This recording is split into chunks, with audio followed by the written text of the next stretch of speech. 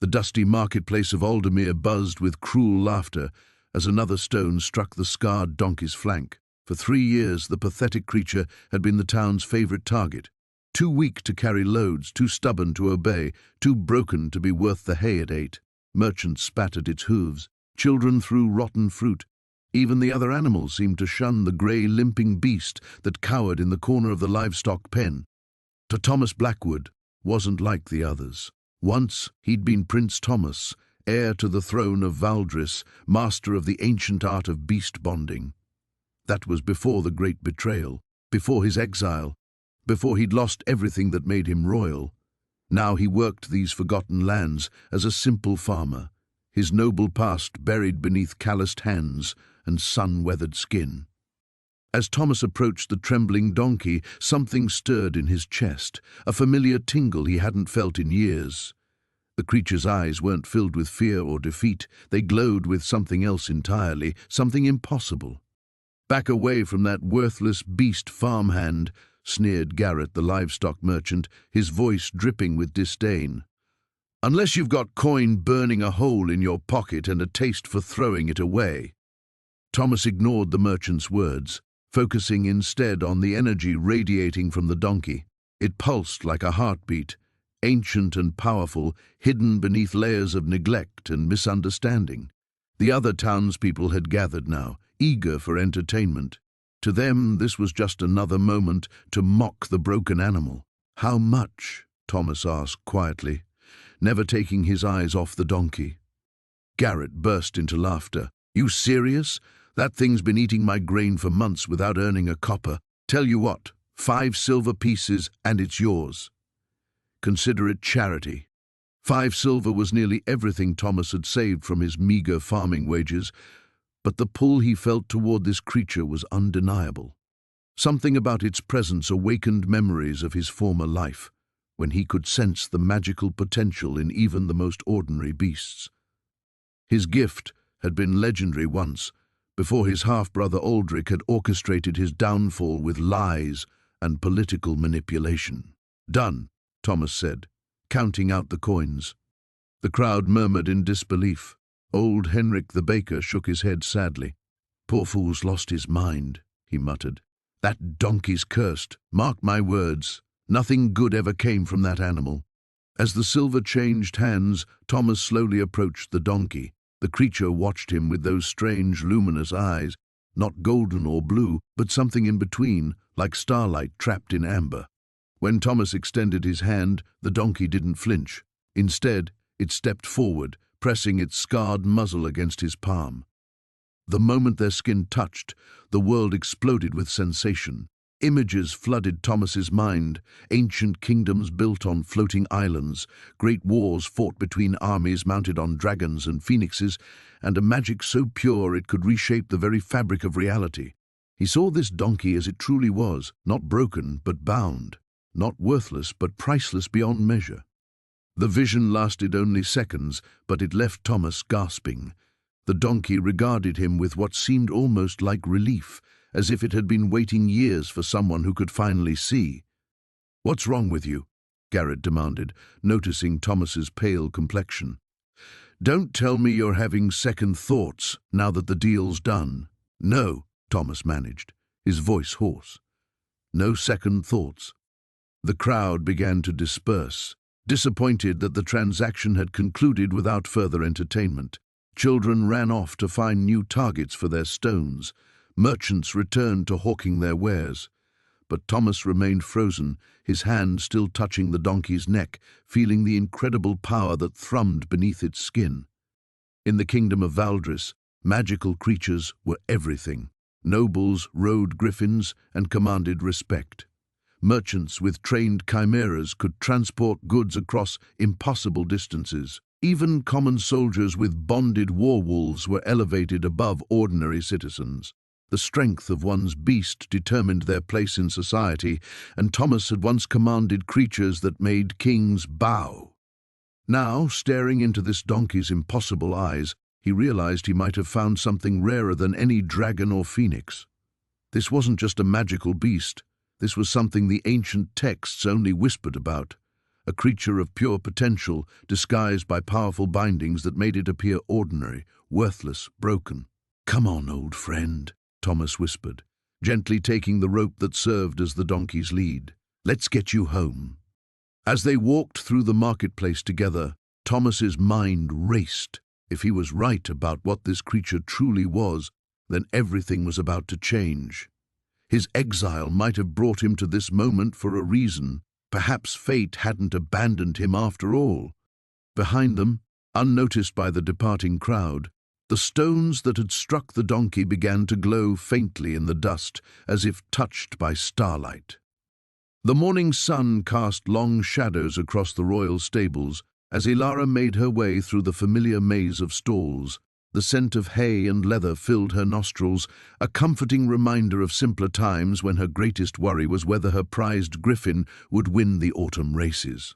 Now, stripped of her title and forbidden from the main palace grounds, these same stables felt like a prison. She paused at the end of the corridor, where the forgotten animals were kept. The kingdom's magical menagerie was strictly segregated by value. The majestic phoenixes and golden lions claimed the marble pavilions near the castle, while the common beasts languished in these wooden stalls. And at the very end, in what could barely be called a stall at all, stood the most worthless creature in all of Aethermore.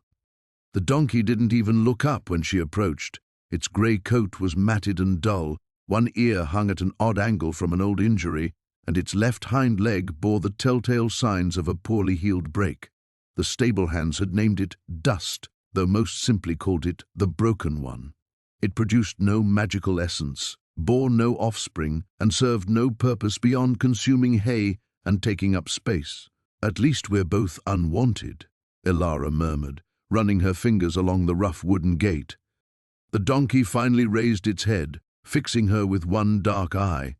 For a moment, something flickered there, not the dull resignation she expected, but an intelligence that made her pause. The creature stepped closer, its hooves scraping against the stone floor with an uneven rhythm. "You understand, don't you?" she whispered, surprised by the emotion in her own voice. "What it's like to have everyone look right through you." Behind her, footsteps echoed through the stable. Ilara tensed, recognizing the purposeful stride of Captain Thorn, head of the Royal Guard. She had no desire to face another lecture about her disgraceful behavior or hear more details about her impending exile. "Princess," he began, then caught himself. "Forgive me, Lady Ilara."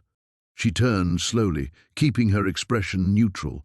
Thorn stood in full ceremonial armor, the gold plating catching the morning light streaming through the windows. His weathered face bore the same disapproving frown she'd grown accustomed to over the past month. "The council requires your presence," he announced. "There are matters to discuss before your departure." "I thought everything had been decided," she replied, not bothering to hide her bitterness. "I'm to be sent to the Northern Territories with enough supplies for 6 months and forbidden from returning until I've proven my worth. What more is there to discuss?" Thorn's expression softened slightly. Despite his stern exterior, he had served her family faithfully for 20 years and remembered when she was a child sneaking into the kitchens for honey cakes. There have been developments, reports from the borderlands that require immediate attention. The way he hesitated sent a chill down her spine. "What kind of reports?" "The kind best discussed in the council chambers, not here among the livestock." Ilara glanced back at the donkey, which had returned to its corner, but kept watching her with that same unsettling intelligence. "Give me a moment. Lady Ilara, the council does not appreciate being kept waiting." "Then they can practice patience," she snapped, immediately regretting her tone. Thorn had enough problems without her adding to them. The captain sighed but stepped back, allowing her privacy. Ilara approached the stall again, studying the broken creature within. On impulse, she reached into her pocket and pulled out the single gold coin she had left, her final link to the wealth and privilege she'd once taken for granted. "I don't have much to offer," she told the donkey quietly, "but maybe we can help each other somehow." She held out her hand, the coin glinting in her palm. The donkey approached slowly, its movements careful and deliberate. When its muzzle touched her skin, Ilara gasped. A jolt of energy raced up her arm, not painful but startling in its intensity. For just an instant, the world seemed to shimmer around the edges, as if reality itself had flickered. The donkey pulled back, the coin now resting in the dirt at its feet. But something had changed. The animal's eyes held a new alertness, and Ilara could swear the shadows in the stall had shifted without any corresponding movement of the sun. "Lady Ilara," Thorn's voice carried a sharp edge of impatience. She stepped back from the stall, her heart racing. Whatever had just happened, she had no time to process it now. The coin lay forgotten in the dirt as she turned to follow Thorn, but she could feel the donkey's gaze tracking her every step. As they walked toward the palace, Ilara's mind churned with questions she couldn't begin to answer.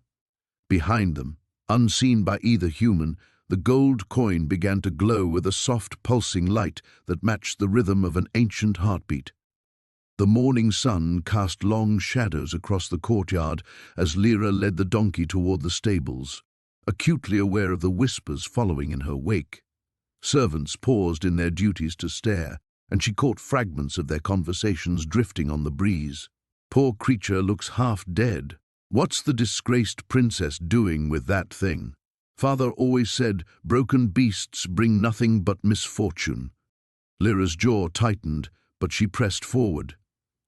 The donkey plodded beside her with surprising docility, its uneven gait creating a rhythmic shuffle against the cobblestones. When they reached the stable master's quarters, she found Garrett mucking out stalls, his weathered face creased with concentration. "Garrett!" she called softly. The old man looked up, squinting in the morning light. His expression shifted from mild curiosity to concern as his gaze fell upon the donkey. "Your Highness, what have you brought me?" "I found him abandoned outside the city walls. He needs food, water, and medical attention." She ran her hand along the donkey's neck, feeling the sharp ridge of his spine beneath matted fur. "Can you help?" Garrett approached slowly, his practiced eye taking in every detail of the animal's condition. He circled the donkey with the careful movements of someone who had spent decades working with magical beasts, noting the favored leg, the dull coat, the way one ear drooped lower than the other. "He's in poor shape," Garrett murmured, crouching to examine the donkey's hooves. "Malnourished, definitely. This leg injury is old, probably happened months ago and never healed properly." He straightened, brushing dirt from his hands. "But there's something—" "What is it?" The stable master's brow furrowed as he studied the donkey's face, his eyes. "Most broken beasts, they get this emptiness about them, like their magic's been carved right out of their souls. But this one," he shook his head, "it's probably nothing. Old fool's imagination." Before Lyra could press him further, the sharp click of approaching boots echoed through the stable yard. She turned to see Captain Marcus striding toward them, his pristine uniform a stark contrast to the humble surroundings. Behind him walked a man she didn't recognize, tall and lean, with silver-streaked hair and the bearing of nobility. "Princess Lyra!" Marcus called, his voice carrying that familiar note of barely concealed disdain. "His Majesty requests your immediate presence in the throne room. I'm attending to urgent matters here, Captain. More urgent than a royal summons." The stranger stepped forward, offering an elegant bow. "Lord Aldrich Voss, Your Highness. I represent the Merchant Guild's interests in the Eastern Territories." Lyra's blood chilled. The Eastern Territories were home to some of the kingdom's most lucrative magical beast trade routes. If the Merchant Guild was sending representatives, it meant the kingdom's financial situation was even more desperate than she'd realized. "Lord Voss brings news of the trading negotiations," Marcus continued, his eyes flicking dismissively toward the donkey. "The king requires your input regarding our remaining magical assets." The words hit her like a physical blow. Remaining assets. They were talking about selling off the kingdom's magical beasts, the very foundation of their power and prosperity. Once those creatures were gone, Aethermore would be defenseless, reduced to little more than a collection of empty castles and barren lands. "I'll be along shortly," she said, fighting to keep her voice steady. "Actually," Lord Voss interjected smoothly, "I'd be happy to wait while you conclude your business here. I confess myself curious about this acquisition." His gaze settled on the donkey with the calculating intensity of a man who made his living evaluating magical creatures. Garrett had gone very still beside her, and Lyra noticed his weathered hands clenched into fists at his sides. There was something protective in his posture, as if he were shielding the donkey from the merchant's appraising stare. "There's nothing to see here," she said quickly. "Just a sick animal that needs care." "How charitable of you," Princess Voss circled the donkey with predatory grace. "Though I wonder if charity is something your kingdom can afford at present. Even the most humble magical beast can have value to the right buyer." The donkey's ears twitched, and for a moment Lyra could have sworn she saw something flicker in his dark eyes. Not the dull acceptance of a broken creature, but a flash of intelligence, perhaps even warning. "This animal is under my protection," she declared, surprising herself with the firmness in her voice. "He's not available for sale or evaluation." Voss smiled, but it didn't reach his eyes. "Of course, Your Highness, though I do hope you'll consider all options in the coming days. These are challenging times, after all." As the two men departed, Garrett released a breath he'd been holding. "Careful, Princess," he whispered. "Men like that, they can smell desperation from leagues away, and desperate people make dangerous choices." The morning mist clung to the cobblestones as Alara made her way through the lower districts of Valdris, the donkey's hooves clicking softly behind her. She had spent the night in a stable on the outskirts of town, using the last of her silver to secure hay and shelter for both herself and the creature. Now, with empty pockets and an emptier stomach, she needed answers. The beast market sprawled across 3 city blocks, a chaotic maze of pens, cages, and enchanted barriers containing creatures from across the known world. Fire salamanders hissed and sparked in crystal tanks, their flames casting dancing shadows on the faces of potential buyers. Merchants called out prices for windhawks whose feathers could power airships for months, while nobles examined the lustrous coats of healing unicorns with the practiced eye of those who dealt in miracles daily.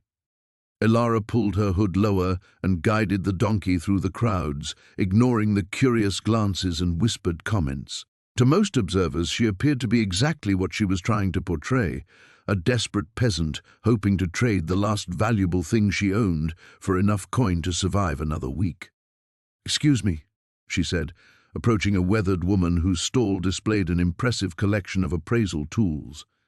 Crystal spheres, enchanted scales, and silver instruments that hummed with magical energy covered every available surface. "I need someone to evaluate my beast." The woman looked up from the luminescent fish she was examining, her sharp eyes taking in Alara's worn cloak and the unremarkable donkey. 5 copper for a basic assessment, 2 silver for a full magical analysis. She gestured dismissively. "Though I can tell you right now, honey, that's just a donkey. Save your coin. I'd like the full analysis, please." The appraiser shrugged and held out her weathered palm. Alara hesitated, then produced 2 silver pieces from her rapidly diminishing stash. The woman's eyebrows rose slightly at the sight of genuine silver rather than copper, but she pocketed the coins without comment. "Stand him there, on the evaluation circle." The woman pointed to a complex pattern of silver and gold inlaid in the stone floor. "What's his name?" Alara realized she had never asked. The donkey had simply been the donkey in her thoughts, a nameless creature tied to an equally nameless hope. I'm not sure." "Well, that's unusual. Most bonded beasts—" The appraiser stopped mid-sentence as the donkey stepped onto the circle. The inlaid metals began to glow with soft, steady light, exactly as they should. But then something unexpected happened. The light flickered. The woman frowned and tapped one of her instruments. "Odd.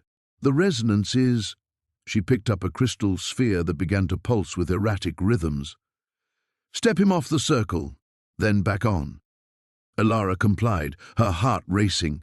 This time, when the donkey's hooves touched the precious metals, the entire circle flared brilliant white for just an instant before settling into the normal, steady glow.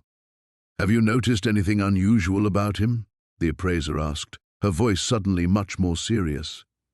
"Any strange behaviors, unexpected abilities, unusual reactions from other magical creatures?" "He's very calm," Ilara said carefully, "even around predator beasts that should frighten him."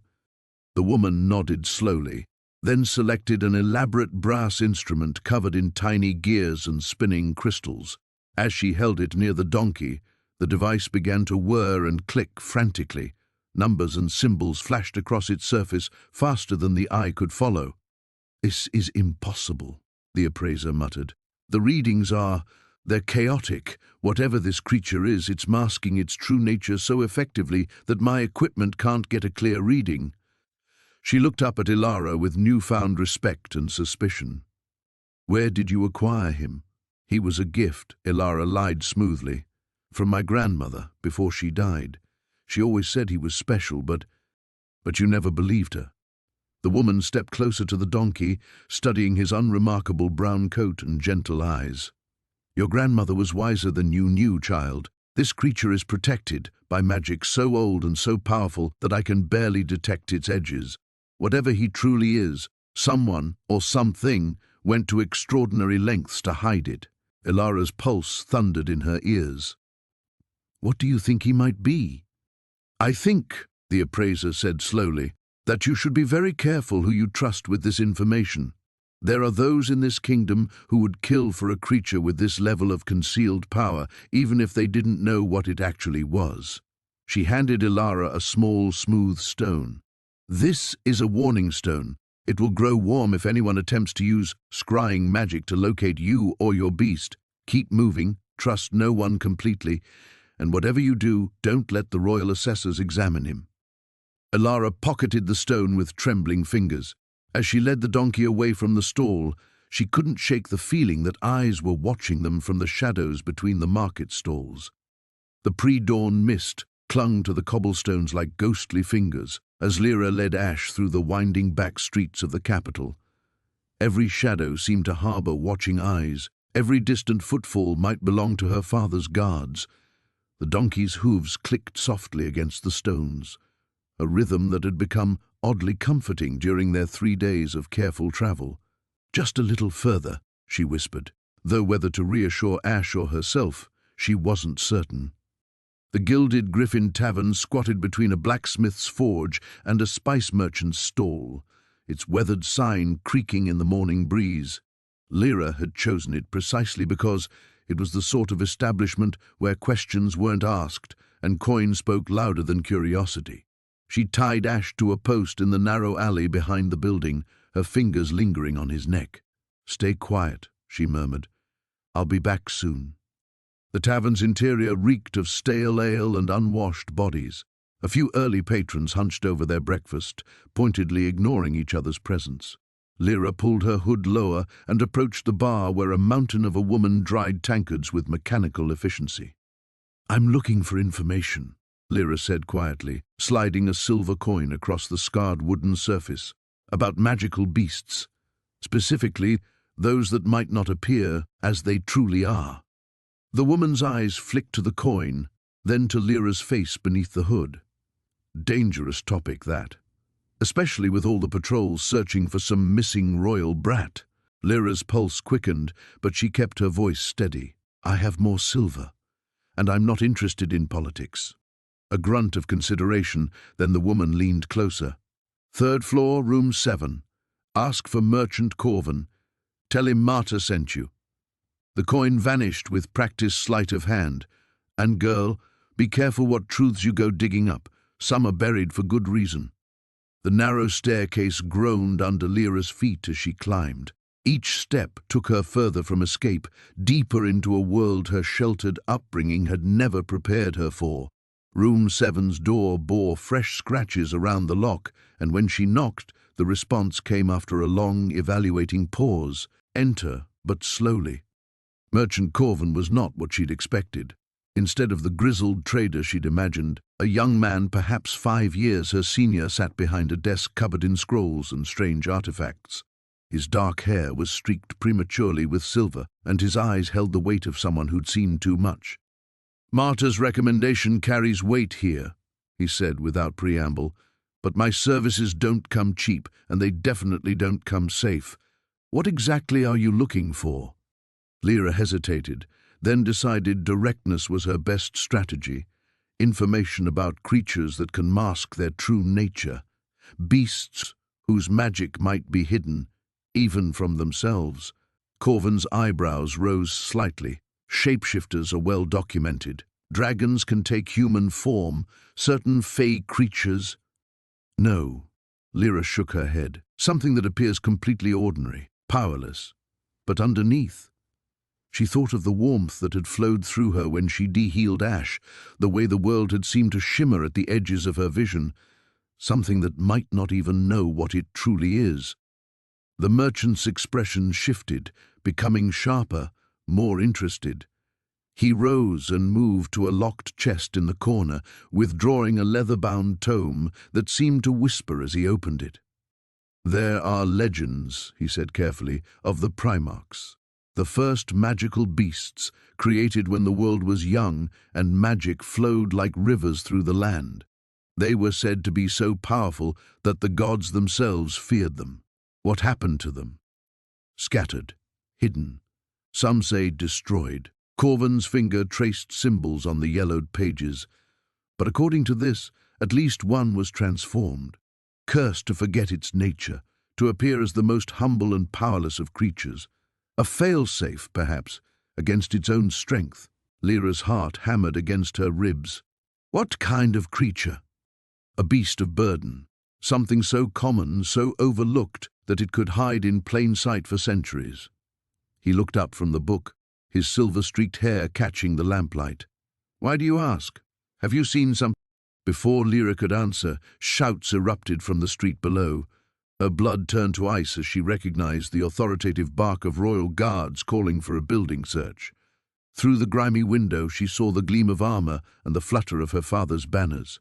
"I have to go," she said, already moving toward the door. "Wait!" Corvin caught her arm. "If you've truly found what I think you have, you're in more danger than you realize. There are others searching for the Primarchs, and they won't hesitate to kill for that knowledge." The sound of boots on the tavern's lower stairs sent panic shooting through Lyra's veins. She pulled free of Corvin's grip and fled toward the window that opened onto the alley. Ash was still there, waiting patiently despite the growing commotion. As she dropped to the cobblestones and untied his lead, one thought burned through her mind like fire. If the legends were true, then everything, the kingdom's fate, her father's desperate search for magical creatures, her own exile, suddenly made terrible, perfect sense. The narrow canyon walls pressed close on either side as they descended deeper into the wilderness, following what Lyra insisted was an ancient trade route. Prince Kael pulled his cloak tighter against the morning chill, his eyes constantly scanning the rocky ledges above. 3 days had passed since they'd fled the capital, and still no sign of pursuit. Either his father's guards were incompetent, or they simply didn't care enough to chase after a disgraced prince and a commoner. Behind them, Bramble's hooves clicked steadily against the stone path, the donkey showing no signs of the supernatural abilities Lyra claimed to have witnessed. If anything, the beast looked more pitiful than ever, its grey coat dusty and matted, one ear still drooping at an odd angle from some long-ago injury. "Are you certain about this route?" Kael asked, noting how the path seemed to grow narrower with each step. "We haven't seen another soul in hours." Lyra adjusted the pack across her shoulders, her weathered face creased with concentration. "The old roads are safest. Too many bandits on the main thoroughfares these days, and besides—" She paused, tilting her head as if listening to something only she could hear. "We're being followed." Kael's hand instinctively moved to his sword hilt. "How many?" "2 riders, maybe 3, been tracking us since dawn, keeping their distance." She glanced back at Bramble, who continued plodding along as if oblivious to any danger. "They're not guards, though. move too quietly for that. The canyon opened into a small clearing where a cluster of wind-carved boulders provided natural shelter. Lyra gestured for them to stop, her expression grim. "This is as good a place as any to make a stand." As if summoned by her words, the sound of approaching hoofbeats echoed off the canyon walls. Two figures emerged from the narrow passage they'd just traversed. Lean, hard-faced men dressed in the practical leathers of professional hunters. Their mounts were sleek coursers, bred for speed and endurance, and both riders bore the telltale scars of those who made their living through violence. The first rider, a man with graying temples and cold blue eyes, raised his hand in a gesture that might have been greeting or warning. "Prince Kale of House Valdris," he called out, his voice carrying easily across the clearing. "You've led us quite a chase." Kyle stepped forward, placing himself between the riders and Lyra. "I assume you're here on my father's orders." The man's smile held no warmth. "Not the king's coin, your highness, though I'm sure he'd be interested to know where you've gotten to." He dismounted with fluid grace, his companion following suit. "No, we represent certain merchant interests. Seems you've taken something that doesn't belong to you." Lyra moved closer to Bramble, her hand resting on the donkey's neck. The animal's ears twitched, but otherwise it remained still, watching the strangers with what might have been mild curiosity. "I've taken nothing but what was freely given," Kyle replied, though his mind raced through possibilities. Had someone discovered the small cache of gold he'd taken from his quarters? The few family heirlooms he'd managed to smuggle out? The second rider, younger but no less dangerous-looking, gestured toward Bramble. "The donkey, highness. Our employers have reason to believe it's more valuable than appearances suggest." A chill ran down Kyle's spine that had nothing to do with the mountain air. These men knew something about Bramble's true nature. But how? And who were these mysterious employers? Lyra's voice cut through the tension. "Funny thing about donkeys," she said conversationally, though Kyle could hear the steel beneath her casual tone.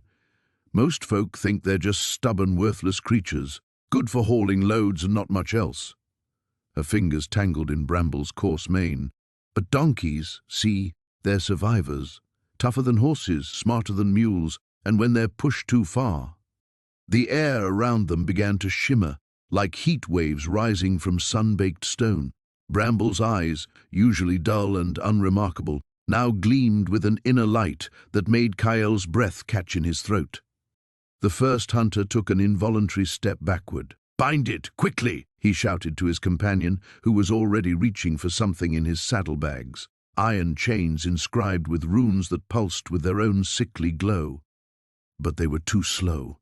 The shimmer around Bramble intensified, and suddenly the clearing erupted in blinding white light. When Kyle's vision cleared, he found himself staring at empty air where the hunters' horses had been standing. The men themselves lay unconscious against the canyon wall, their weapons scattered and their binding chains reduced to twisted, useless metal. Bramble stood exactly where he'd been before, looking for all the world like nothing more than a tired old donkey in need of a good meal. Lyra's laughter echoed off the stone walls. "Like I said, your highness, sometimes the most worthless-looking things hold the greatest magic of all." The marketplace erupted into chaos as the merchant's prized griffin collapsed, its golden feathers dulling to a sickly brown. Elara pulled her hood lower, watching from the shadows as healers rushed forward, their hands glowing with diagnostic magic. She knew what they would find: nothing. The beast had simply expended its magical essence, leaving behind an ordinary dying creature. It was happening everywhere now. Reports flooded in daily from across the kingdom, legendary phoenixes reduced to common sparrows, mighty unicorns becoming lame horses, dragons falling from the sky as oversized lizards. The kingdom's magical wealth was evaporating like morning dew. "Another one," Pip whispered beside her, his small frame trembling. The old donkey stood between them, seemingly oblivious to the commotion, methodically chewing a wilted carrot Pip had saved from their meager breakfast. Elara's hand instinctively moved to the leather pouch at her waist, where 3 crystalline tears rested. the donkey's tears she'd collected during their escape from the capital. Each one pulsed with a warmth that seemed to grow stronger as the magical catastrophe spread. She'd tried to understand their power, attempted every divination spell she knew, but the tears resisted all analysis, as if their secrets lay beyond conventional magic. "Princess!" a gruff voice called from behind them. Ilara spun, her hand moving to the dagger at her side, but relaxed when she recognized Gareth emerging from the crowd. The former royal guard looked haggard, his usually pristine armor now dust-covered and dented. Dark circles shadowed his eyes. "What news from the border territories?" she asked, pulling him into the alley's concealment. "Bad. The northern mines have gone completely dead. Not a single magical ore vein remains active. Lord Brennan's war elephants turned ordinary overnight. His entire army is in retreat." Gareth's expression was grim. "But that's not the worst of it." Ilara's stomach clenched. "Tell me." "Your brother has declared a state of emergency. He's ordering the seizure of all remaining magical beasts under Crown authority. The nobles are in open rebellion. Half support him, half are fleeing to neighboring kingdoms with whatever creatures still hold power. And our father? Still missing. Some say dead. Others claim he's fled to the eastern kingdoms." Gareth glanced at the donkey, who had wandered closer and was now nuzzling his arm with surprising gentleness. "Though there are stranger rumors, whispers that the old king discovered something in the ancient texts, something about a reversal of fortune." The donkey lifted its head, looking directly at Ilara with those impossibly knowing eyes. For a moment she could have sworn she saw starlight dancing in their depths. "There's something else," Gareth continued, lowering his voice. "The court mages believe this isn't a natural phenomenon. They think someone or something is actively draining the magic from our beasts, a weapon perhaps, or a curse." Ilara felt the tears in her pouch pulse with sudden intensity, warm against her hip. The donkey nickered softly, a sound almost like agreement. "If they're right," she said slowly, "then we need to find the source. But more importantly, we need to understand what's immune to it." As if responding to her words, the donkey stepped forward and gently touched its muzzle to her hand. The contact sent a jolt through her, not painful but transformative. For an instant, she saw the world through different eyes. The dying griffin in the marketplace blazed with residual magic, its essence not destroyed but somehow displaced, flowing towards something in the distance, like water seeking the lowest point. The vision faded, leaving her gasping. "Princess?" Gareth steadied her with a concerned hand. "I saw it," she breathed. "The magic isn't disappearing, it's being collected, concentrated." She looked at the donkey with new understanding. And some creatures aren't just immune to the drain, they're connected to whatever's causing it. Pip had been listening intently, his young face creased with worry. "Does that mean our donkey is dangerous?" Ilara knelt beside the beast, studying its weathered hide and gentle demeanor. Nothing about it suggested threat or malice. If anything, it seemed more protective than before, positioning itself between them and the chaos of the marketplace. "No," she said finally. "I think it means our donkey is the key to stopping this." The revelation brought no comfort. If she was right, then this humble, broken creature carried the weight of the kingdom's survival, and she, disgraced princess, failed heir, fugitive, was responsible for unlocking its power before everything they'd known crumbled to dust. Thunder rumbled overhead despite the clear sky, and in the distance, another magical beast's anguished cry echoed through the streets. Time was running out, and the true test of their unlikely alliance was only just beginning. The donkey nudged her gently, as if urging her forward into whatever destiny awaited them all. The morning sun cast long shadows across the abandoned mining camp as Kira led Ash through the debris-scattered pathways. 3 days had passed since their encounter with the shadow wolves, and the donkey's transformation had only grown more pronounced. His coat now shimmered with an otherworldly luster, and his eyes held depths that seemed to reflect starlight even in broad daylight. "We can't keep running forever," Kira murmured, stroking Ash's neck as they paused beside a collapsed watchtower. Her supplies were running dangerously low, and winter was approaching fast. More pressing still, word of their presence had begun to spread. Yesterday they'd spotted royal scouts combing the eastern valleys. Ash nudged her shoulder gently, then turned his attention toward the mountains rising in the distance. The Thornspire Peaks, a treacherous range that formed the kingdom's northern border. Few dared venture there, which made it both appealing and terrifying as a destination. A rustling in the nearby brush made Kira freeze. Her hand instinctively moved to the dagger at her hip, but instead of soldiers or wolves, an elderly woman emerged from behind a stand of twisted pines. She was small and weathered, dressed in rough traveling clothes, but her eyes held an intelligence that made Kira immediately wary. "Your Highness," the woman said with a slight bow, "I am Vera, once keeper of the royal menagerie." Kira's blood turned cold. She'd heard that name whispered in palace corridors, the beast keeper who had vanished 20 years ago after some terrible scandal involving the crown's prized magical creatures. "I don't know who you think I am," Kira began, but Vera raised a gnarled hand. "The fallen princess and her miraculous donkey. Word travels fast in these parts, child, especially when that donkey bears the mark of the ancients." "The what?" Kira stepped protectively closer to Ash. Vera's eyes fixed on the donkey with something approaching reverence. "Look at his left shoulder, just below the mane. You'll see it now that his true nature is awakening." Kira had groomed Ash countless times, but as she parted his silvering hair, her breath caught. There, etched into his skin like a birthmark, was a symbol she'd seen only once before, carved into the cornerstone of the kingdom's oldest temple. A spiral wrapped around a star, representing the eternal cycle of magic itself. "Impossible," she whispered. "Your father's greed blinded him to what he already possessed," Vera continued. "While he sent armies to capture foreign beasts and strip-mine magical crystals, the greatest treasure in the realm was rotting in his own stables." Ash whinnied softly, and the sound carried harmonics that made the very air shimmer. Birds fell silent, and even the wind seemed to pause in reverence. "But he's just a donkey," Kira protested, though the words felt hollow even as she spoke them. "He was broken, worthless." The stablemaster said. "The stablemaster knew exactly what Ash was," Vera interrupted sharply. "As did I, before I was forced to flee. We kept his nature hidden, disguised him with common binding spells. It was the only way to protect him from your father's ambitions." The pieces began falling into place with sickening clarity.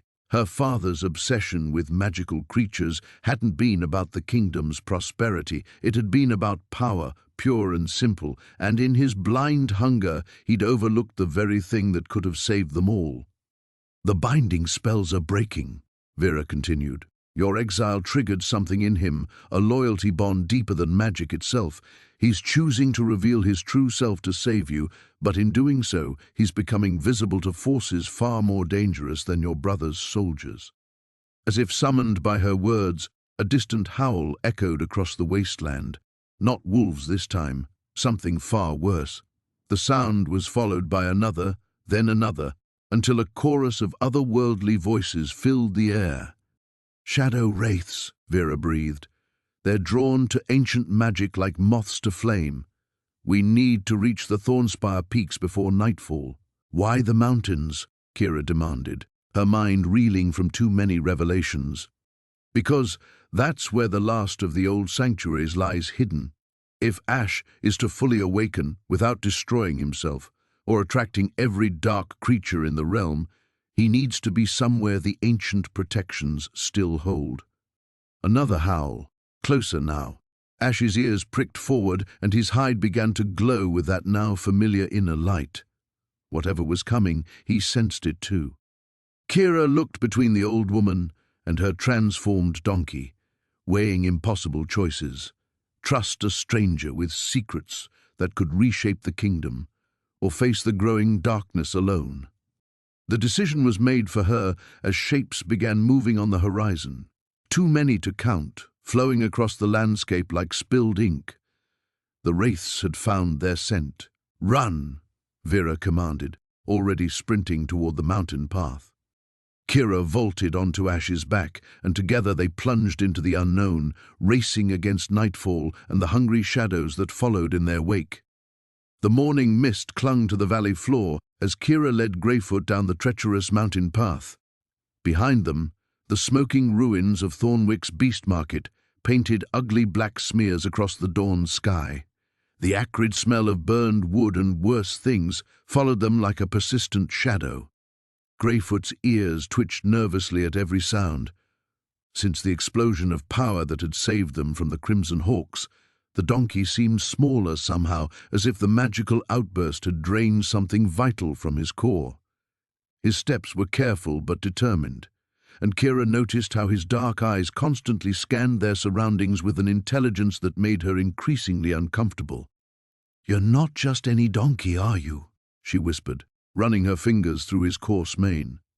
Greyfoot's only response was a soft snort, but she caught the way his gaze lingered on her face, almost as if he were trying to communicate something urgent. The path wound between jagged rocks and stunted pine trees, leading them deeper into the Whispering Gorge. This was dangerous territory, where wild magic pooled in unexpected places and creatures that had never been catalogued by the royal beast keepers roamed freely. But it was also their only route to the capital that avoided the main roads, where her uncle's hunters would surely be waiting. A branch snapped somewhere in the underbrush to their left.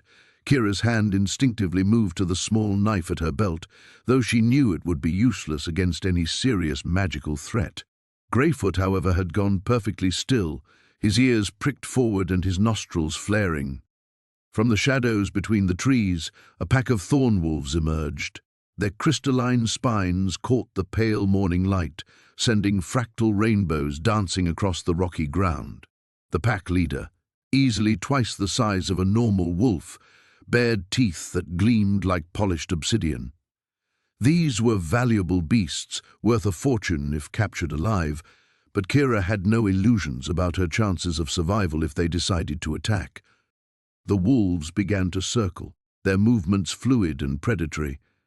Kira backed against Greyfoot's warm flank, feeling the rapid beat of his heart through his ribcage. She expected him to panic, to bolt as any normal beast would when faced with apex predators. Instead, Greyfoot stepped forward, placing himself between her and the approaching pack. What happened next defied everything Kira thought she understood about magical hierarchies. Greyfoot lifted his head and made a sound, not quite a bray, not quite a song, but something that seemed to resonate in the very stones beneath their feet. The air shimmered, and for just a moment Kira could have sworn she saw something else overlaying Greyfoot's familiar form, something ancient and powerful, with eyes like starlight and a presence that made her knees weak. The thorn wolves froze, their aggressive postures melted away, replaced by something that looked disturbingly like reverence. One by one, they lowered themselves to the ground, their crystalline spines dimming as they pressed their bellies to the earth. The pack leader whined softly, a sound of submission that raised goosebumps along Kira's arms. Greyfoot walked among them, touching his muzzle gently to each wolf's head. They trembled under his attention, and when he finally stepped back, they rose and melted into the forest as silently as they had appeared. Only the pack leader remained, watching Greyfoot with eyes full of an emotion Kira couldn't name before it too vanished into the undergrowth. The silence that followed felt heavy with implications. Kira stared at Greyfoot, seeing him properly for perhaps the first time. The patchy grey coat, the overgrown hooves, the way one ear drooped lower than the other. All of it suddenly seemed like an elaborate disguise. "What are you?" she breathed. Greyfoot turned to look at her, and in his dark eyes she saw depths that spoke of centuries, maybe millennia. Ancient magic, older than the kingdoms, older than the treaties that governed beast bonding, older perhaps than human civilization itself. Power that had been deliberately hidden, carefully concealed behind the facade of a worthless, broken-down donkey. Understanding crashed over her like a cold wave. This wasn't about saving the kingdom's economy or even stopping her uncle's tyranny. This was about something far older and more fundamental, the balance between human ambition and the wild magic that had shaped their world long before anyone thought to harness it for profit. Her uncle hadn't just seized power, he had disrupted something ancient and carefully maintained, and Greyfoot, whatever he truly was, had allowed himself to be found by her, had chosen to reveal his nature to her, because somehow she had become the key to setting things right. The weight of that responsibility settled on her shoulders like a lead cloak. She was no longer just a disgraced princess fleeing her uncle's wrath. She was something far more dangerous, the guardian of a secret that could reshape their entire world. Greyfoot nudged her shoulder gently with his muzzle, his touch warm and reassuring. Together they continued down the mountain path toward whatever destiny awaited them in the valley below. The forest seemed to breathe around them as they made their way deeper into the ancient woods, following the cryptic map Elara had discovered in the ruins of her grandfather's study. Each step took them further from the kingdom's borders and closer to answers that felt both vital and terrifying.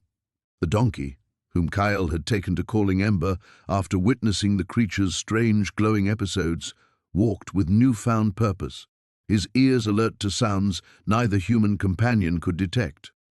"We're being followed," Elara whispered, her hand instinctively moving to the worn leather satchel containing the map and her grandfather's journal.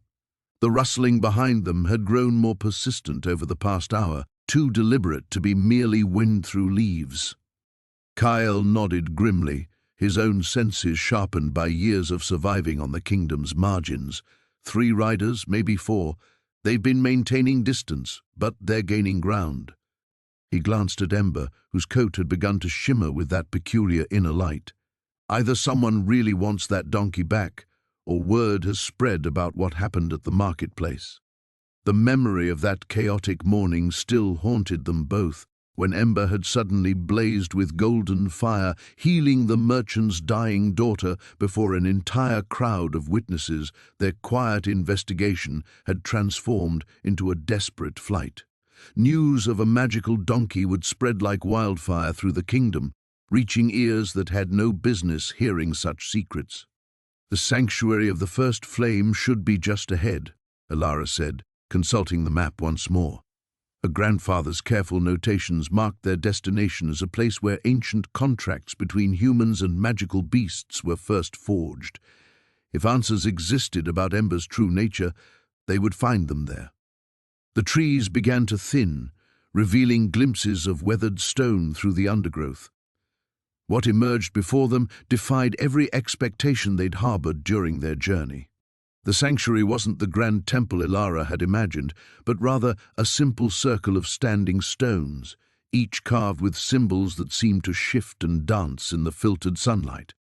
Ember stepped forward without hesitation, his hooves clicking against stones worn smooth by countless years. The moment he entered the circle, the air itself seemed to thicken with possibility. The carvings blazed to life, revealing themselves as a written history of the covenant between the first king and the guardian beasts. "Look at this," Kyle breathed, pointing to a carving that depicted a familiar figure. A donkey, humble and unassuming, stood at the center of a great battle while magnificent creatures, dragons, phoenixes, unicorns, bowed their heads in respect. Elara's fingers traced the ancient text beneath the image, her grandfather's lessons in old tongue finally proving invaluable. "The humble guardian," she translated slowly. "In the darkest hour, when pride and power fail, the least among the beasts shall carry the flame of renewal." Her voice grew stronger as understanding dawned. "Ember isn't just magical, Kyle. He's the guardian beast that was prophesied to return when the kingdom faced its greatest peril." The thundering of approaching hooves shattered their moment of revelation. Their pursuers had finally closed the distance, and through the trees came 4 riders in the crimson armor of Prince Roderick's personal guard. At their head rode Captain Thorn, the prince's most ruthless enforcer, his scarred face set in determined lines. "Princess Elara," Thorn called out as his horse stepped into the clearing. By order of Prince Roderick, you are commanded to return to the capital immediately. The beast is to be surrendered to royal custody for examination. Examination, Ilara repeated bitterly. You mean exploitation. My brother would drain every drop of magic from this creature to fuel his ambitions. Thorn's hand moved to his sword hilt. The prince seeks only to protect the kingdom's interests. Surely you understand the value of such a discovery. Kyle positioned himself between the guards and Ember, his own blade appearing in his grip with practiced ease. The only thing I understand is that some discoveries aren't meant for greedy hands. The tension stretched taut as bowstrings until Ember stepped forward, placing himself at the very center of the stone circle. The ancient symbols flared with brilliant light, and suddenly the clearing filled with a presence that made every human present fall silent. The donkey's form began to blur and shift, revealing glimpses of something far grander. Wings of pure flame, eyes like captured starlight, a nobility that transcended physical appearance. The Guardian has awakened, Ilara whispered, understanding flooding through her. The prophecy isn't about a single beast saving the kingdom.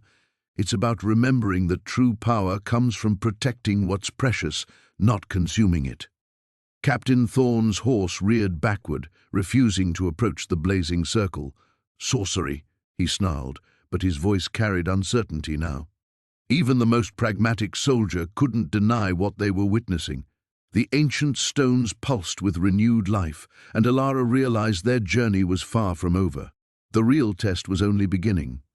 The ancient stones beneath Lyra's feet hummed with dormant power as she led Jasper deeper into the whispering caverns. The walls pulsed with veins of luminescent crystal, casting an ethereal blue glow that made the donkey's coat shimmer like starlight. Behind them, the entrance had long since vanished into shadow, swallowed by the labyrinthine passages that twisted through the heart of the mountain. The legends spoke of 3 trials, Lyra murmured, her voice echoing strangely in the crystalline chamber they'd entered, but they never mentioned what form they would take. Jasper's ears twitched forward, and she noticed his eyes had begun to glow with the same soft radiance as the cavern walls. Whatever power lay dormant within him was responding to this place, awakening piece by piece with each step they took toward the mountain's core. The first trial announced itself with a thunderous grinding of stone.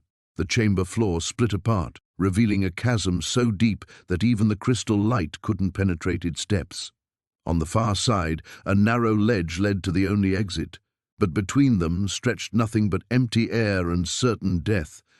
A test of faith, Lyra breathed, recognizing the ancient magic at work. She'd read about such trials in the forbidden texts her tutors had thought she'd never discover.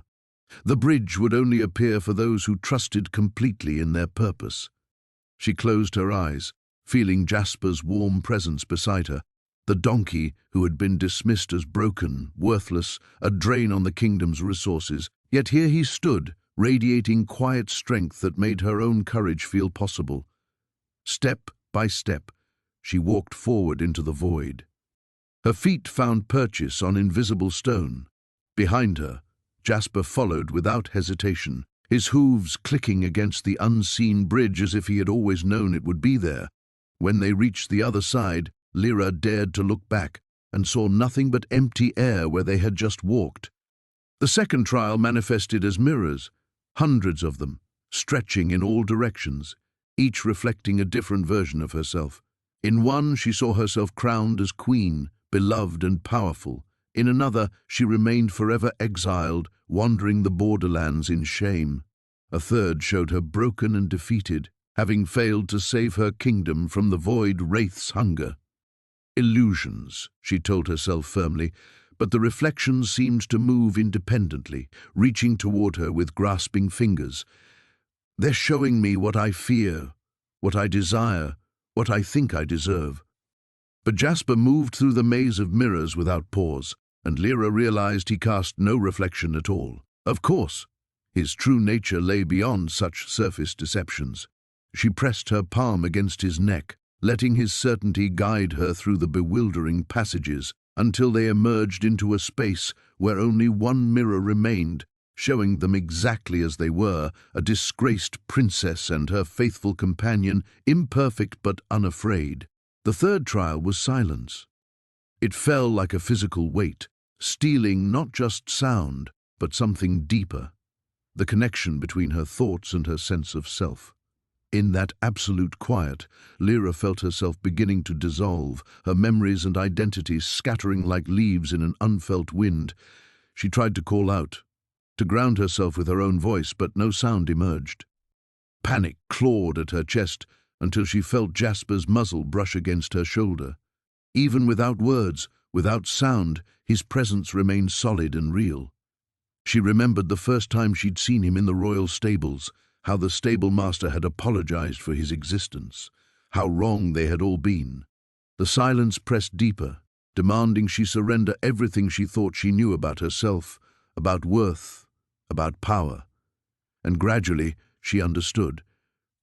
This wasn't meant to break her, it was meant to strip away everything false until only truth remained. She was not her title, her bloodline, or her past failures. Jasper was not the sum of his apparent limitations. They were something more fundamental, two souls who had chosen to trust each other when the world offered nothing but doubt. The silence shattered like glass, and suddenly they stood in a vast chamber whose ceiling disappeared into star-filled darkness.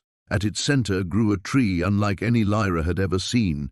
Its bark was silver, its leaves were pure light, and from its roots flowed streams of liquid starfire that had been channeled into crystalline pools throughout the cavern.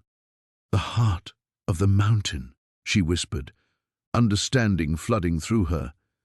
This was the source of the ancient magic that had once made her kingdom great, before the treaties and trade agreements had convinced everyone that power could be measured in coins and contracts. Jasper walked to the tree's base and lowered his head to drink from the starfire stream. The moment the liquid touched his lips, his true form blazed forth, not a donkey at all, but a creature of living constellation, his coat rippling with galaxies and his eyes holding the depth of infinite space. The guardian of lost magic had finally come home. The crystalline caverns beneath Mount Kethera stretched endlessly into darkness, their walls pulsing with an eerie blue luminescence that seemed to respond to Ilara's heartbeat. She pressed her palm against the rough stone, feeling the ancient magic thrumming through the mountain's core like a living thing. Beside her, Bramble's ears twitched nervously, his usually calm demeanor betraying the tension that filled the air. "The heart of Kethera lies just beyond this passage," whispered Sage Murden, his weathered fingers tracing the glowing runes carved into the cavern wall. "But beware, princess. The mountain's guardians have slumbered here for 1,000 years, and they do not take kindly to intruders." Ilara nodded, her hand instinctively moving to the crystal pendant hanging around her neck. The same pendant that had revealed Bramble's true nature during their harrowing escape from the capital. 3 weeks had passed since they'd fled the burning palace, 3 weeks of following ancient maps and cryptic prophecies that all pointed to this moment. Behind them, the sound of pursuing soldiers echoed through the tunnels. Lord Vexian's forces had tracked them across half the kingdom, driven by his desperate need to claim the mountain's power for himself. The usurper's grip on the throne grew stronger each day, sustained by the dark pact he'd made with the shadow wraiths beyond the northern borders. "They're getting closer," Marcus muttered, adjusting his grip on his sword. The young knight's loyalty had never wavered, even after learning of Ilara's bastard heritage and her fall from grace. "How much farther?" Before anyone could answer, a low rumble shook the cavern, sending loose stones cascading from the ceiling. The blue light in the walls flared brighter, and suddenly the air filled with an otherworldly melody, haunting and beautiful, yet tinged with unmistakable menace. "The mountain sings," Myrddin breathed, his eyes wide with wonder and fear. The guardians wake. From the depths ahead came a sound like wind through crystal chimes, growing louder with each passing second. The temperature dropped sharply, and their breath began to mist in the suddenly frigid air. Bramble stepped forward, his small hooves clicking against the stone floor, and for a moment his ordinary appearance shimmered like heat waves rising from summer pavement. "Easy, old friend," Ilara whispered, placing a comforting hand on his neck. She could feel the power building within him, the same incredible force that had turned the tide during their battle at Thornwick Bridge. But here, so close to the source of all magical energy in the realm, that power felt different, wilder, more dangerous. The passage opened into a vast chamber, its domed ceiling disappearing into shadow high above. At the center stood a pillar of pure white light, stretching from floor to ceiling like a frozen lightning bolt. The heart of Kethera. Around it, floating in perfect silence, were the Guardians. They were creatures of living crystal, their faceted bodies refracting the heart's radiance into rainbow patterns that danced across the cavern walls. Beautiful and terrible, ancient beyond measure, they turned as one to regard the intruders with eyes like captured starlight. "Who disturbs the sacred chamber?" The voice seemed to come from everywhere at once, a harmony of crystal chimes that made Ilara's bones ache. What right have mortals to stand before the source? Myrddin stepped forward, bowing deeply. "Great Guardians, we come not as conquerors but as supplicants. The realm faces a darkness that threatens to consume all life. The shadow wraiths. The wraiths are bound by ancient law," another Guardian interrupted, its crystalline form pulsing with angry red light. "They cannot cross into this world unless invited by one of royal blood." Ilara's heart sank. The truth hit her like a physical blow. "Vexian, he's of royal blood through his mother's line. He invited them in, and in doing so broke the covenant that has protected this realm for millennia." The first Guardian continued. "The balance tips toward chaos. Soon even we will not be able to maintain the barriers that keep the greater darkness at bay." The sound of approaching soldiers grew louder, accompanied now by something else, a cold whisper that seemed to leach warmth from the very air. Shadow wraiths. Vexian had brought them into the sacred mountain. Bramble whinnied softly and stepped toward the pillar of light. As he did, his true form began to manifest, wings of pure silver spreading from his shoulders, a spiraling horn emerging from his forehead, his coat becoming lustrous white. The last unicorn, guardian of the realm's purest magic. "The choice is before you," the crystal guardians intoned as one. "To save your kingdom, you must merge your essence with the heart itself. But know this, such a joining cannot be undone. You will become part of the mountain's power forever." Ilara looked at her faithful companion, seeing the acceptance in his ancient eyes. They had come too far to turn back now. Behind them, darkness crept closer with each passing moment. She placed her hand on Bramble's neck, and together they stepped toward the light. The ancient temple walls trembled as Kira's fingers traced the final symbol carved into the altar stone. Dust cascaded from the ceiling, and somewhere in the depths of the structure she could hear the grinding of mechanisms that hadn't moved for centuries. Beside her, Bramble shifted nervously, his ears twitching at every sound that echoed through the chamber. "Easy, old friend," Kira whispered, though her own heart hammered against her ribs. The donkey's silver coat had grown brighter since they'd entered the temple, and now it seemed to pulse with an inner light that made the carved symbols glow in response. The grinding grew louder, and suddenly the floor beneath the altar began to split apart. Stone blocks slid away with surprising smoothness, revealing a spiral staircase that descended into darkness. A warm wind rose from the depths, carrying with it the scent of earth and something else, something that made Kira's skin tingle with recognition. "The heart chamber," she breathed, remembering the words from the ancient texts she'd studied in the Royal Library years ago, before her disgrace, before everything fell apart. Bramble took a step toward the opening, then looked back at her with those impossibly knowing eyes. In their depths, she saw not the simple donkey everyone believed him to be, but something far older and more powerful, the last of his kind, perhaps, the key to everything. They descended together, her hand resting on his neck for comfort as much as guidance. The walls of the staircase were smooth and unmarked, but they pulsed with the same rhythm as Bramble's coat, like a heartbeat made visible. With each step downward, Kira felt the weight of the kingdom's desperate situation pressing on her shoulders. Above ground, Lord Aldrich's forces would be preparing for their final assault on the capital. The magical beasts that had once brought prosperity to the realm were either dead, captured, or fled beyond the borders. The people starved while their ruler counted coins in his fortress, blind to the destruction his greed had wrought. Only she and Bramble stood between the kingdom and complete annihilation. The staircase ended at a vast circular chamber carved from living rock. At its center stood a pool of water, so still it might have been polished glass. The walls curved up and away into shadow, but Kira could sense the immensity of the space around them. This was a place of power, built when the world was young and magic flowed freely through every living thing. Bramble walked to the edge of the pool without hesitation. His reflection in the water showed not a humble donkey, but a creature of pure light, its form shifting and flowing like captured starfire. Kira gasped and stumbled backward, finally understanding the magnitude of what she'd discovered. "You're not just magical," she whispered.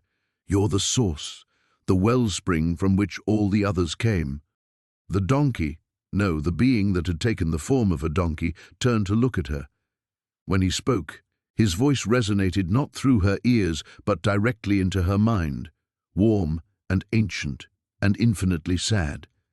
"I am the last echo of the first magic," he said. "When the world was made, we were the dreams that gave it life. One by one, my siblings have faded as the mortals forgot how to listen to the song beneath all things. I remained, waiting for one who could hear it again." Kira felt tears streaming down her face. "But I'm nobody. A disgraced princess who couldn't even manage a simple diplomatic marriage. How could I possibly—" "You chose kindness over profit. You saw worth where others saw only burden. You listened when no one else would hear."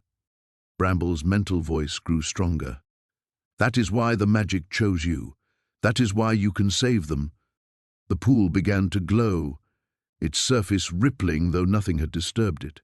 Images formed in the water, Lord Aldrich's army approaching the capital, the terrified faces of her people, the empty beast enclosures that had once housed the kingdom's greatest treasures. But then the images changed, showing possibilities rather than certainties. She saw the magical creatures returning, drawn by a song that echoed across the world. She saw the land healing, crops growing in soil that had been barren for years. She saw her brother on the throne, but changed, humbled by suffering into the kind of ruler their father had always hoped he would become. "What do I have to do?" she asked. Bramble stepped into the pool, and the water rose to embrace him like liquid light. "Join with me. Let the first magic flow through you as it once did through the world, but know that it will change you forever. You will no longer be merely human." Kira looked back toward the staircase, thinking of everything she was leaving behind.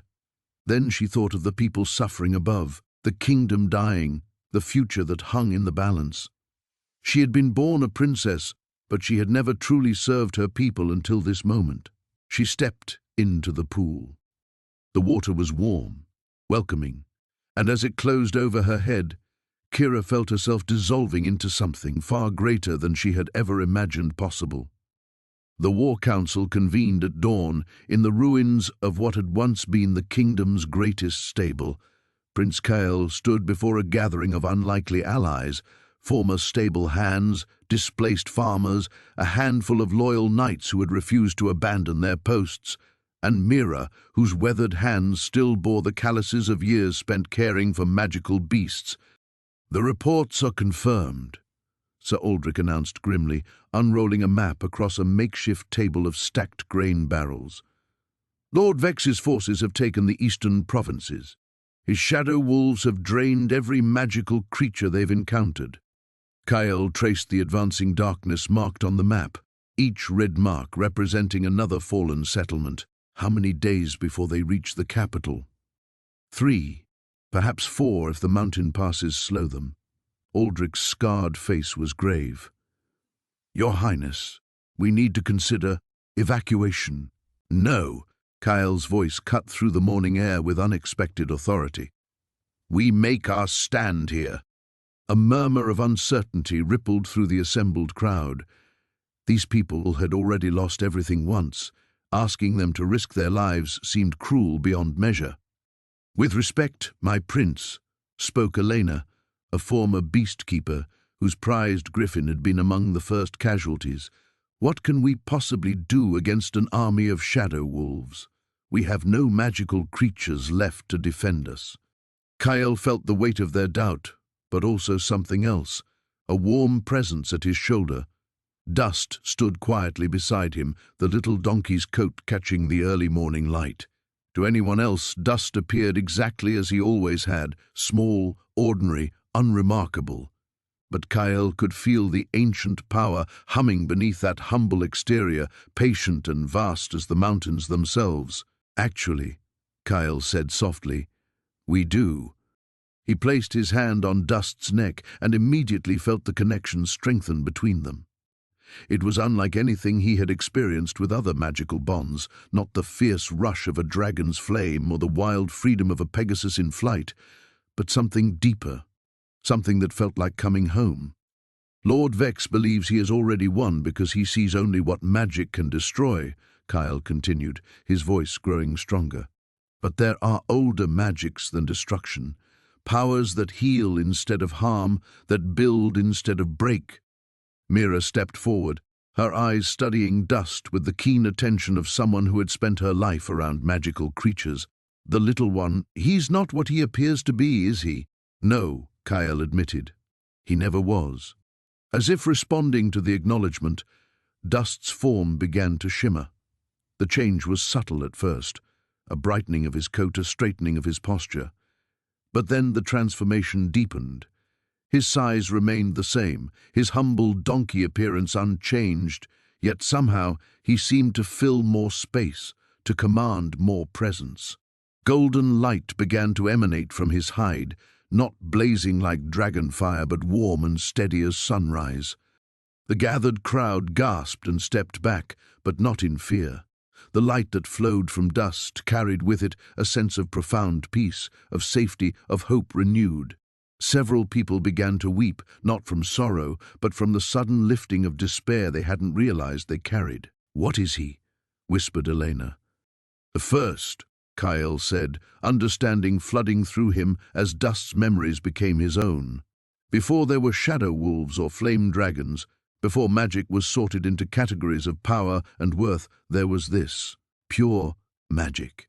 Magic that serves not to dominate, but to preserve." The truth unfolded in Kyle's mind like a flower blooming. Centuries ago, when the first magical creatures had roamed the earth, Dust had been their guardian, not their master, but their protector. He had taken the humble form of a donkey because humility was his greatest strength. While other magical beings fought for dominance, he had simply endured, keeping the ancient magics safe until they would be needed again. "Lord Vex's shadow wolves consume magical energy," Kyle explained to his listeners, who hung on every word. "They drain it, corrupt it, turn it to darkness. But Dust's magic can't be consumed because it exists not to be taken, but to be given freely. It's the difference between a candle that burns out and the sun that shines endlessly." Sir Aldrich frowned, though hope flickered in his eyes. "But how do we fight an army with healing magic?" Dust stepped forward, and his gentle voice filled their minds, not commanding or demanding attention, but simply offering truth with infinite kindness. "We do not fight the darkness," he said. "We transform it. Every shadow wolf was once a creature of light. Every corrupted beast was once pure. Lord Vex has forgotten this, but I have not." Kale felt his heart swell with purpose. "We're not going to war," he announced to his people. "We're going to save everyone, including our enemies, because that's what real strength looks like." The War Council exchanged glances, and slowly, one by one, they began to nod. The ancient chamber beneath the palace trembled as Elara pressed her palm against the crystalline wall. Each pulse of light that emanated from the crystal formations seemed to echo the rhythm of her own heartbeat, and somewhere in that resonance she could feel Dusty's presence growing stronger. The binding ritual was never meant to hide his power, whispered Master Aldrich, his weathered fingers tracing the glowing runes that spiraled across the chamber's ceiling. It was meant to protect the kingdom from those who would exploit it. Prince Cassius stepped forward, his face pale in the ethereal light. Exploit what, exactly? That donkey has done nothing but eat our grain and cause trouble in the stables. Elara kept her hand pressed against the crystal, feeling the vibrations intensify. Images flashed through her mind, not memories but visions of what had been and what could be. She saw the kingdom as it once was, when the great beasts roamed freely and magic flowed like rivers through the land. She saw the gradual decline, the hoarding of magical creatures by the wealthy, the slow starvation of the earth itself. He's not just any beast, she breathed, understanding flooding through her like cold water. He's the anchor. Master Aldrich nodded gravely. Every land needs one, a creature so fundamentally connected to the magical essence of the realm that without it, all other magic begins to fade. Your father knew this, Prince Cassius. That's why he disguised the creature and hid its true nature. The prince's expression shifted from confusion to dawning horror. You mean, while we've been searching for rare beasts to fill our treasury, the one creature keeping our magic alive has been living in squalor? Yes. Ilara's voice carried an edge of bitter irony, fed scraps, mocked by the servants, used as a cautionary tale about the uselessness of broken things. A deep rumble shook the chamber, and dust rained down from the ancient stones above. Through the crystal wall, Ilara could see movement in the courtyard, dark shapes swarming across the grounds like locusts. Lord Thorn's mercenaries had arrived, and they weren't alone. He's brought shadow beasts, Master Aldrich observed, his voice tight with concern. Creatures that feed on magical essence. If they reach the anchor before we can properly restore him. Ilara didn't wait to hear the rest. She pressed both hands against the crystal now, pouring her own magical energy into the ancient matrix that connected every living thing in the kingdom. The crystal grew warm beneath her touch, then hot, then almost burning. She held on anyway. Tell me how to break the binding, she demanded. It requires a sacrifice, the old mage replied reluctantly. Someone of royal blood must willingly give up their claim to the throne and transfer their birthright to the anchor. It will restore his true form, but it will also mean that I can never rule. Prince Cassius stepped up beside Ilara, placing his own hands on the crystal. That's what you're trying not to say. Above them, the sounds of battle grew louder. Steel clashing against claw, the roar of flame, the distinctive shriek of shadow beasts as they tore through whatever stood in their way.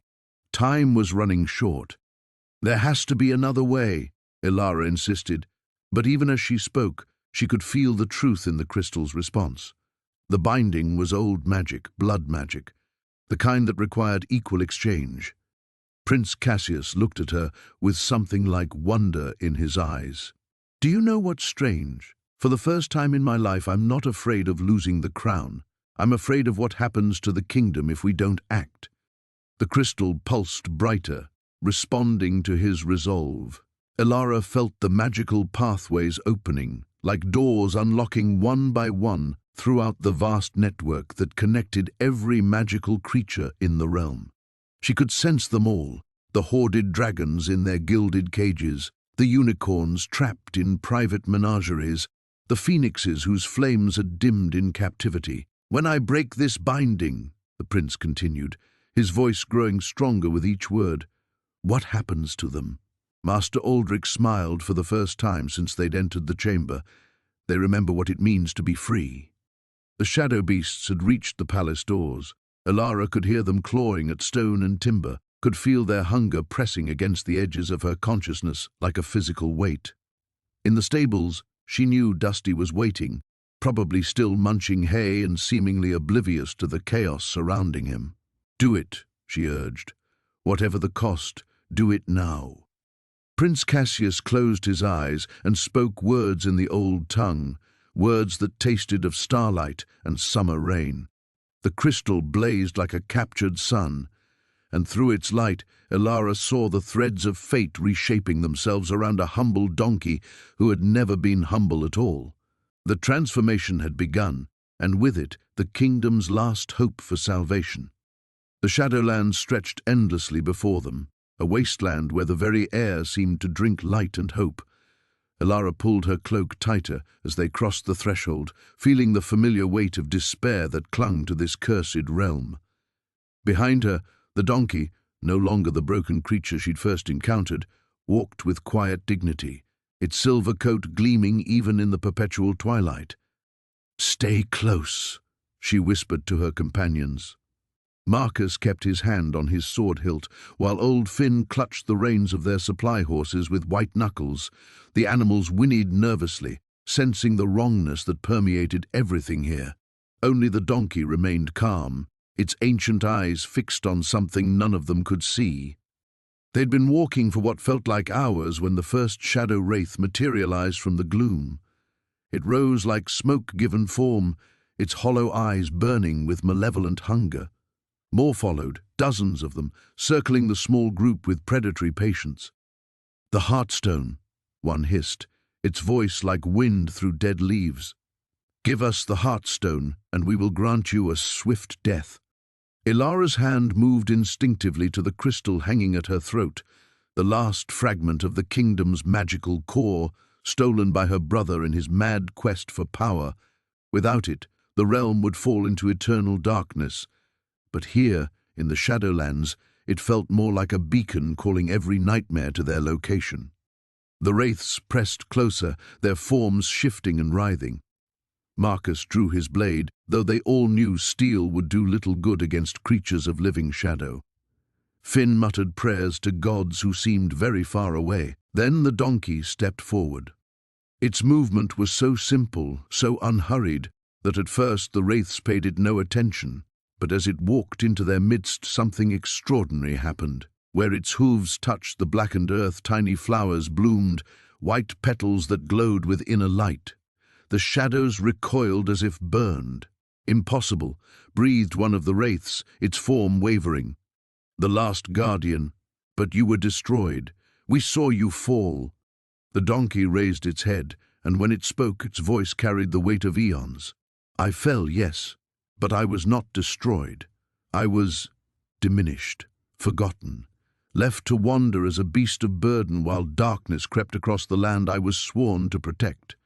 Understanding crashed over Elara like a wave. The stories her grandmother had told, dismissed as children's tales. The guardian of the first light, a being of such pure magic that it could hold back the tide of shadow itself. Legends claimed it had been lost in the Great War centuries ago, but legends, it seemed, were not always complete.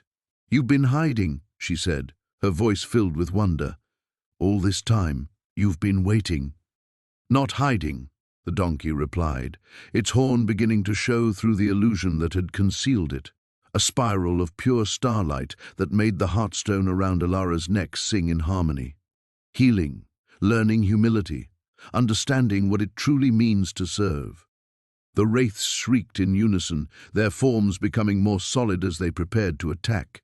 But the donkey, the guardian, was already moving. Light poured from its horn, not harsh and blinding, but warm and steady like the first sunrise after the longest night.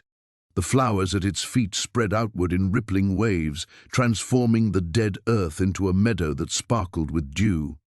The shadows fought back, pouring their hatred and despair into a concentrated assault. The guardian staggered under the onslaught, its light flickering. For a terrifying moment, Elara thought they would be overwhelmed. Then she understood what was needed. Drawing the heartstone from around her neck, she stepped forward to stand beside the guardian. The crystal pulsed in her hands, eager to fulfill its purpose. But instead of using it as a weapon, she offered it freely, holding it out like a gift. "Take what you need," she said. The guardian's eyes met hers, ancient wisdom mixing with something that might have been gratitude. Together, then. Light erupted from both the horn and the crystal, but this time it was different. Not the harsh brightness of conquest, but the gentle radiance of dawn breaking over a peaceful valley. The wraiths dissolved like mist before the sun, their screams fading into whispered thanks as they found the rest that had been denied them for so long. As the last of the shadows fled or found peace, the Guardian's true form shone forth, neither donkey nor unicorn, but something beyond both. Its coat was woven starlight, its horn a spiral of crystallized hope. "The way is clear," it said, though already Alara could see the effort was taking its toll. The transformation back to mortality was beginning. The path to your brother's stronghold lies ahead, but know this, the greatest magic is not in power over others, but in the choice to serve something greater than yourself. The heartstone in Alara's hands pulsed once more, then settled into a steady, warm glow. The final confrontation awaited. The crystalline walls of the Shadow King's fortress trembled as Alara and Bramble stepped through the obsidian archway. Behind them, the sounds of battle echoed across the wasteland, her allies fighting desperately to hold the line while she confronted the source of all darkness plaguing the realm. The donkey's hooves clicked against the polished black stone, each step resonating with ancient power that made the air itself shimmer. Bramble's coat had begun to glow with an inner light, silver threads weaving through his shabby brown fur like veins of starlight. The transformation had been gradual, but now, in the heart of enemy territory, his true nature could no longer be contained. So, a voice like grinding glass spoke from the shadows ahead. "The lost princess finally arrives, riding her pathetic beast into my domain." The Shadow King materialized from the darkness, his form a writhing mass of smoke and malice, barely contained within ancient armor. Where his face should have been, only hollow sockets burned with purple fire. The temperature plummeted as he drew nearer. "You're too late," he continued, gesturing to the massive crystal suspended above them. Within its faceted depths, Alara could see the captured essences of thousands of magical creatures, dragons, phoenixes, unicorns, and countless others. Their combined power fed the Shadow King's strength, draining the life from the kingdom beyond these walls. "Soon, I will have consumed every spark of magic in this world, and even your precious donkey cannot stop what has already begun." Bramble snorted and stepped forward, placing himself between Alara and their enemy. The light emanating from his small form grew brighter, pushing back the oppressive darkness that clung to every surface. "You don't understand what you're looking at," Alara said, sliding down from Bramble's back and placing a protective hand on his neck. "This isn't just any donkey." The Shadow King's laugh was like breaking glass. "A donkey is the weakest of all beasts. What could such a pitiful creature possibly—" His words died as Bramble began to change. The transformation was nothing like the flashy metamorphoses of other magical beasts. There were no bursts of flame or crescendos of otherworldly music. Instead, Bramble simply became more himself, more real, more present, more essential than anything else in existence. His small frame expanded slightly, his coat shifting to pure silver, and from his forehead emerged a single horn that seemed to capture and reflect all the light that had ever been. "Impossible," the Shadow King whispered. "The first unicorn died millennia ago." "He was never dead," Alara replied, understanding flooding through her as she watched her faithful companion's revelation. "He was hiding, waiting. Sometimes the most powerful magic appears in the humblest forms where no one thinks to look." Bramble, the first unicorn, the source from which all other magical creatures had sprung, turned his ancient eyes toward the crystal prison above. When he spoke, his voice carried the weight of eons and the gentleness of morning dew. "You have taken what was never yours to claim," he said to the Shadow King. "These essences belong to the world, not to any single being's hunger." The Shadow King snarled and launched himself forward, darkness streaming from his form like poisonous wings. But as he struck, Bramble simply stood firm, and the shadows dissolved against his light like mist before sunrise. "Your power comes from taking," Bramble observed, his horn beginning to glow with increasing intensity. "Mine comes from giving freely." The light spread outward in waves, washing over the crystal prison. Wherever it touched, cracks appeared in the Shadow King's creation. The trapped essences began to sing, a chorus of liberation that made the entire fortress shake. The Shadow King raged, his form beginning to waver as the source of his stolen power destabilized.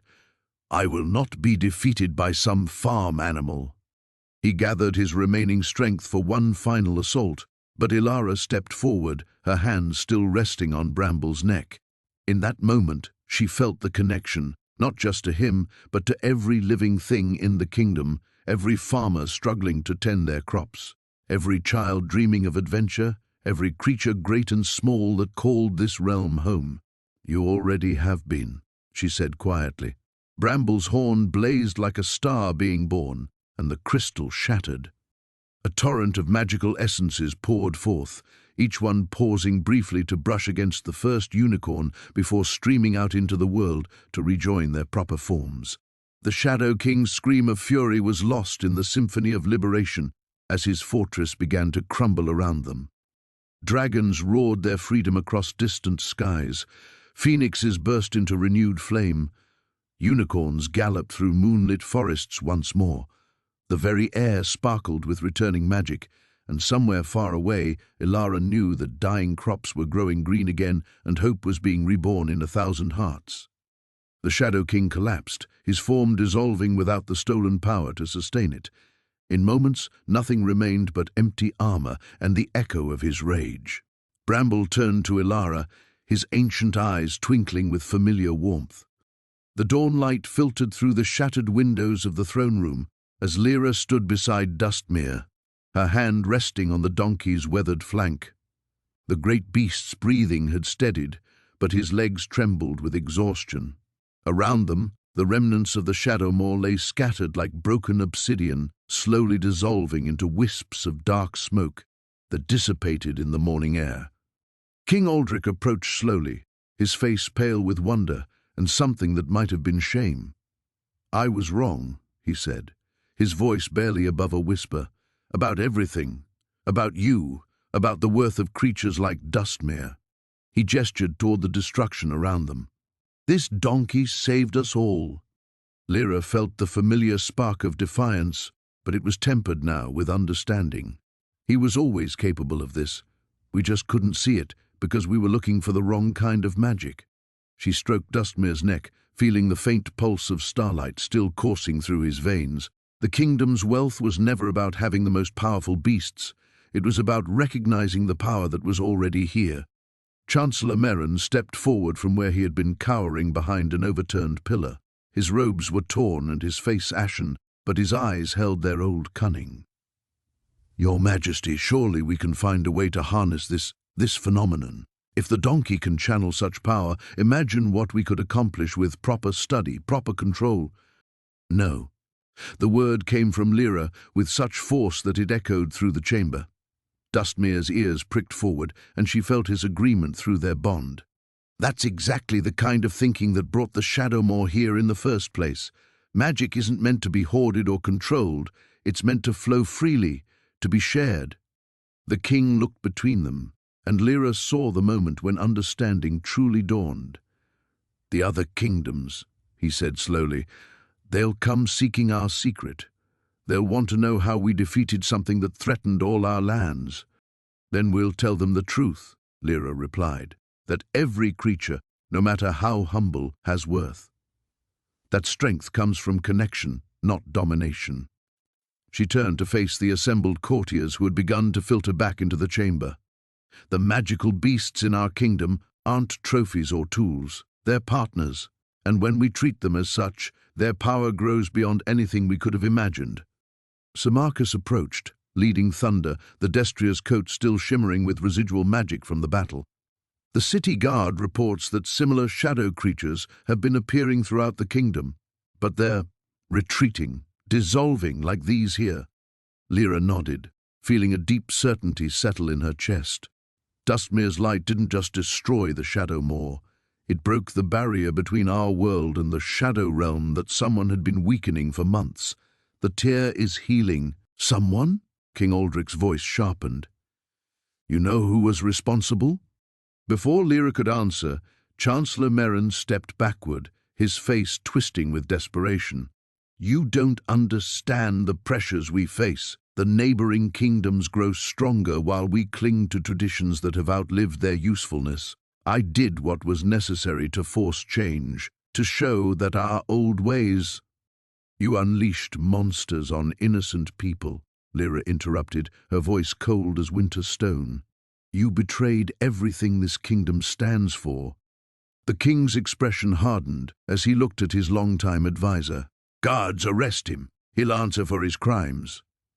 As Meryn was led away, still protesting that he had acted for the good of the realm, Aldrich turned back to Lyra.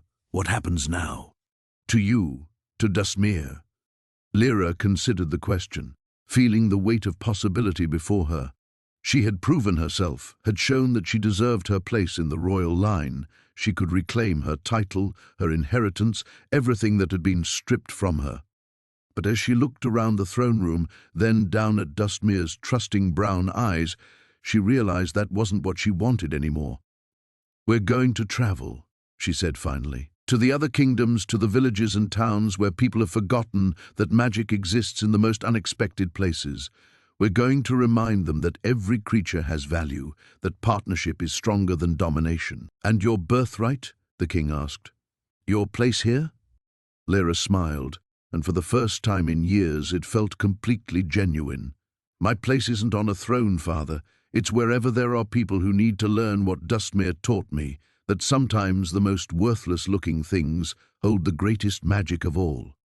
As if in agreement, Dustmere lifted his great head and brayed, the sound echoing through the chamber like a benediction.